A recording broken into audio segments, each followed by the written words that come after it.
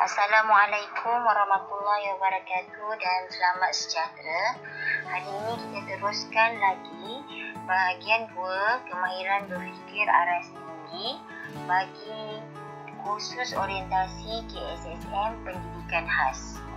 Seperti yang telah dinyatakan dalam bahagian 1 modul kibat, berfikir aras tinggi boleh dipelajari melalui amalan. Keupayaan berfikir aras tinggi murid boleh ditingkatkan. Cikgu-cikgu, bagaimanakah hal ini dapat dilaksanakan? Pendekatan pengajaran dan pemudahcaraan yang efektif dapat membantu meningkatkan kemahiran berfikir aras tinggi murid. Pertama, dengan cara penggunaan pelbagai alat berfikir seperti peta berfikir Eyting dan peta minda. Kedua, dengan menggunakan teknik penyoalan atau soalan yang betul. Contoh, soalan mencabar atau terbuka dan soalan mencabar. Ketiga, dengan melaksanakan aktiviti berpusatkan murid bagi meningkatkan tanggungjawab murid terhadap pembelajaran sendiri seperti aktiviti menakul, aktiviti inquiry dan project based learning. Bahagian seterusnya akan dikupas tentang bagaimana setiap pendekatan PDPC yang efektif ini dapat dilaksanakan. Aktiviti yang pertama ialah penggunaan pelbagai alat berfikir. Pada kali ini, kita menggunakan tema Sehari di Zoo. Berdasarkan gambar haiwan di zoo yang ditunjukkan kepada murid, gunakan mana-mana alat berfikir dan cadangkan soalan yang betul dan sesuai bagi menggalakkan murid berfikir. Sebelum mengajukan soalan, cikgu perlu kenal pasti arah soalan tersebut. Sama ada arah soalan lebar, kemahiran berfikir aras rendah ataupun kibat, kemahiran berfikir aras tinggi.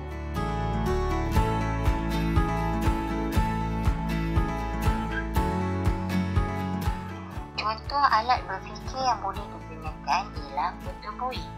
Peta bui berfungsi mencirikan atau memperihalkan tentang perkara atau topik. Contohnya di sini, perkara atau topik yang dibicarakan ialah tentang harimau, iaitu terletak di buih utama atau bulatan utama. Dan di sekeliling buih utama ada buih-buih yang merupakan adjektif atau fakta atau pendapat atau perihalan tentang perkara atau topik.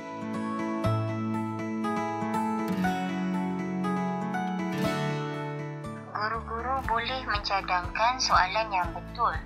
Soalan yang betul ini bermakna soalan menepati aras berfikir yang hendak guru-guru pupuk di kalangan murid-murid. Contoh bentuk soalan yang boleh ditanya ialah pertama, ceritakan apa yang anda tahu tentang seekor gajah. Cikgu boleh bandingkan dengan soalan kedua, iaitu pilih seekor haiwan dan ceritakan apa yang anda tahu tentang haiwan tersebut. Soalan nombor 2 ini menggalakkan murid memberi perhatian atau fokus kepada apa yang dilihat.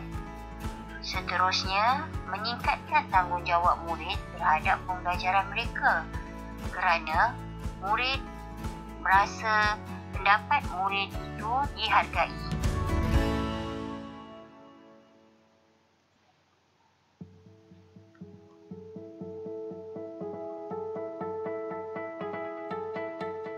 Cuba kita lihat soalan ini. Pilih seekor haiwan dan ceritakan apa yang anda tahu tentang haiwan tersebut. Soalan ini merupakan soalan kemahiran berfikir aras rendah. Contoh, kita menggunakan peta berfikir iaitu peta buih yang mana pada bahagian topik murid memilih haiwan iaitu harimau dan adjektif bagi harimau diisi di keliling topik seperti liar, makan daging, kuku tajam, 4 kaki, garang, belang, lari laju dan mempunyai gigi yang tajam. Ini semua merupakan adjektif yang ada pada seekor harimau. Seterusnya, soalan yang kedua, apakah mungkin terjadi sekiranya harimau tidak boleh lari laju? Soalan kedua ini merupakan soalan kemahiran berfikir aras tinggi. Soalan ini juga kita boleh menggunakan peta buih untuk memperihalkan tentang topik harimau tidak boleh lari laju. Apabila harimau tidak boleh lari laju, murid perlu meramalkan apakah yang terjadi. Jawapan yang boleh diberi contohnya ialah harimau mungkin kelaparan. Harimau juga mungkin dimakan oleh haiwan yang lebih besar. Harimau tidak dapat mengejar haiwan lain seperti sebelum ini.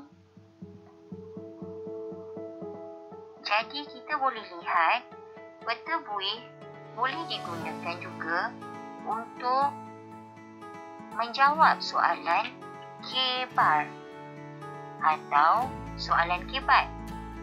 Bentuk soalan itulah yang menentukan sama ada soalan itu kebat ataupun kebar.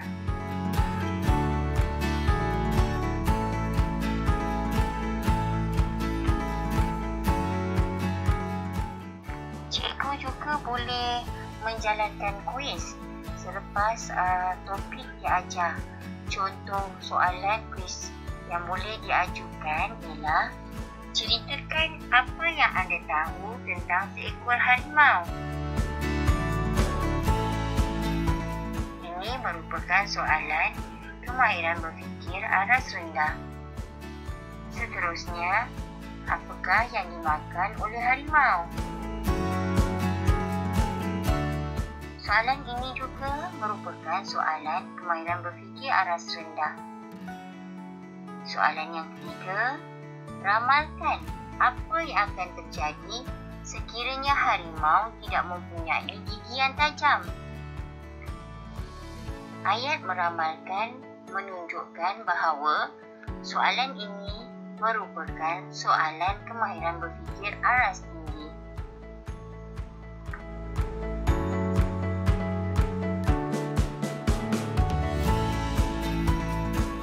Contoh alat berfikir lain yang boleh digunakan ialah peta buih berganda. Peta buih berganda ini membanding beza tentang perkara atau topik. Pada bahagian tengah, peta buih berganda menunjukkan persamaan antara topik. Dan pada bahagian yang lain ini merupakan perbezaan antara topik.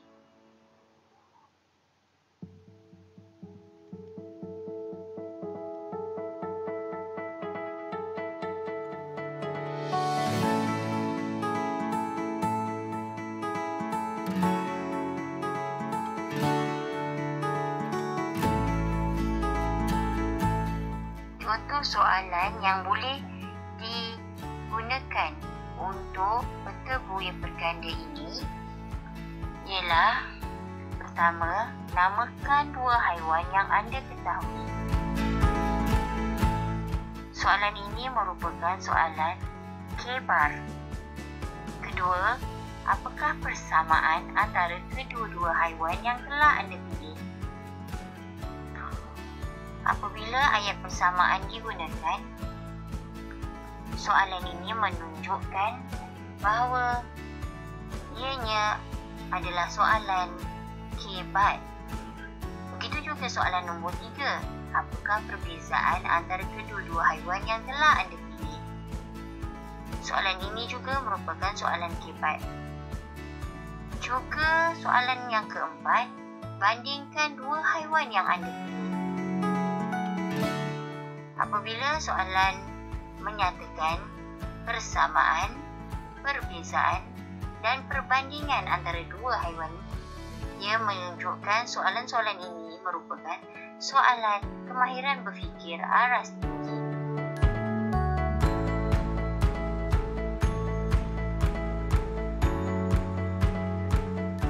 Cuba kita masukkan soalan-soalan ini dalam ketutur ganda tadi. Pertama, namakan dua haiwan yang anda ketahui. Gajah dan harimau. Kedua, apakah persamaan antara kedua-dua haiwan iaitu gajah dan harimau? Ketiga, apakah perbezaan antara gajah dan harimau?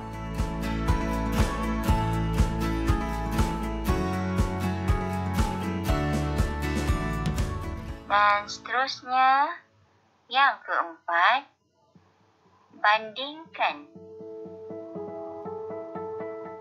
antara kedua-dua haiwan yang telah dipilih iaitu gajah dan harimau. So, ini merupakan ilustrasi petubul berganda bagi kesemua soalan yang telah dijawab. Dan soalan yang keempat ini menggabungkan ketiga-tiga soalan tadi.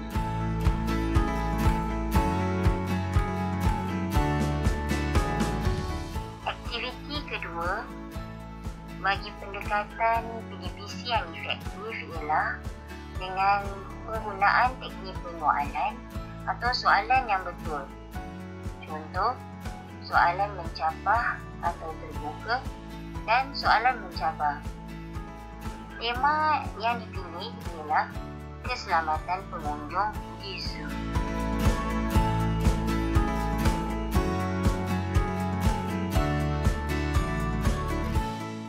Gunakan alat berfikir dan cadangkan soalan yang betul dan sesuai bagi menggalakkan murid berfikir. Kemahiran berfikir aras tinggi. Kenal pasti arah soalan semasa mengajukan soalan. Ya, cikgu-cikgu.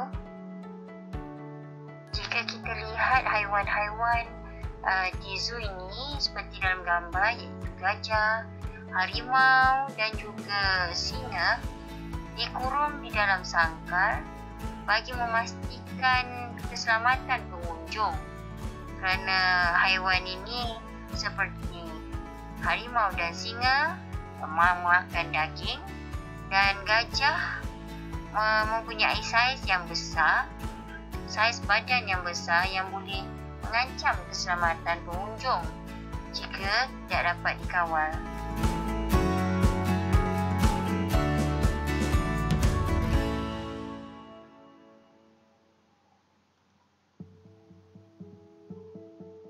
Soalan yang mencabar boleh dikemukakan apabila kita melihat situasi haiwan ini dikurung ialah sekiranya anda dan rakan-rakan akan diletakkan di dalam suatu sangkar dan beberapa ekor harimau berada di luar sangkar tersebut, bagaimanakah bentuk jaringan atau jeriji pada sangkar yang selamat untuk digunakan? Ini merupakan soalan kemahiran berfikir aras tinggi. Murid perlu meramalkan apakah bentuk jaringan atau jeriji yang selamat untuk digunakan pada sangkar.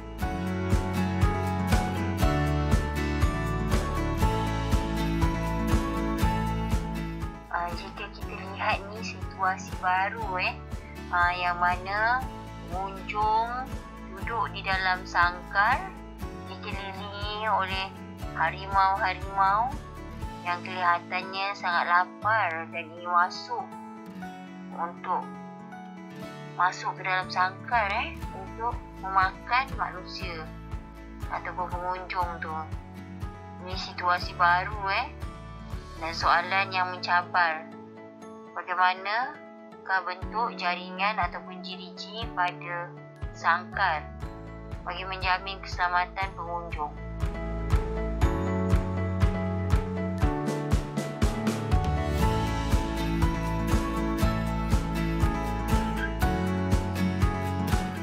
Aktiviti seterusnya ialah aktiviti 3, pendekatan PTPC yang efektif dari segi amalan aktiviti berpusatkan murid bagi meningkatkan tanggungjawab murid terhadap pembelajaran sendiri. Contohnya aktiviti menakul, pembelajaran berasaskan projek, dan tema yang dipilih bagi aktiviti kali ini ialah mengkaji keperluan asas tumbuhan untuk hidup.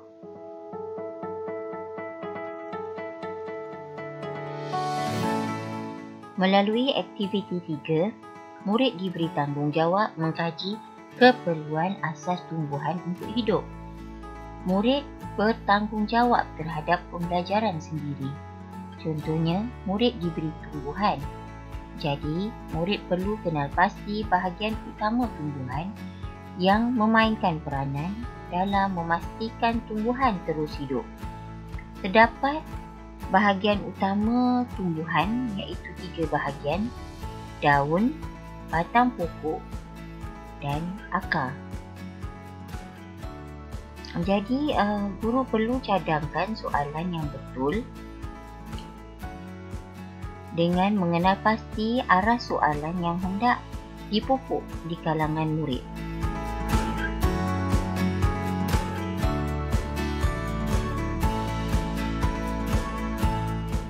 Disediakan beberapa set biji benih yang bercambah. Cikgu-cikgu boleh mencadangkan soalan yang betul dan sesuai untuk membimbing murid berfikir bagaimana menentukan keperluan asas tumbuhan untuk hidup. Dengan cara mengenal pasti arah soalan, sama ada soalan yang hendak dipupuk itu soalan K-bar ataupun soalan K-bat. Cikgu-cikgu juga boleh gunakan kata kerja yang bersesuaian dengan arah K-bat ataupun K-bar yang merujuk pada kata kerja mengikut taksonomi Bloom.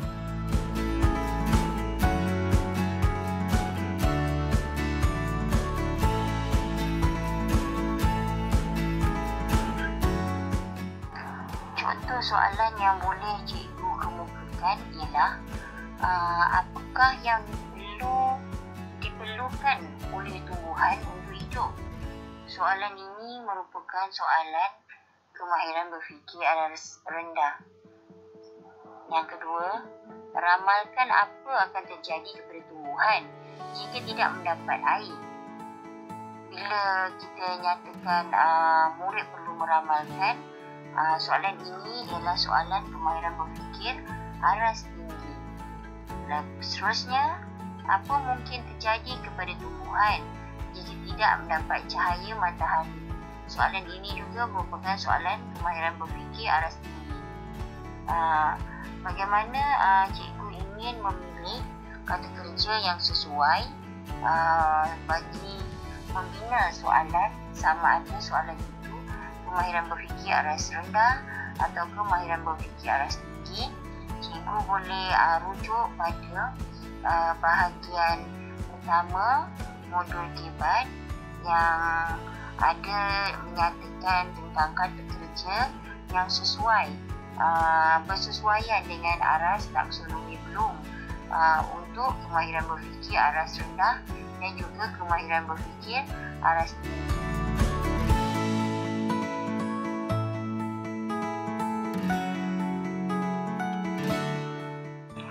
Sekian, terima kasih. Diharapkan guru-guru semua dapat memanfaatkan modul KIPAD ini.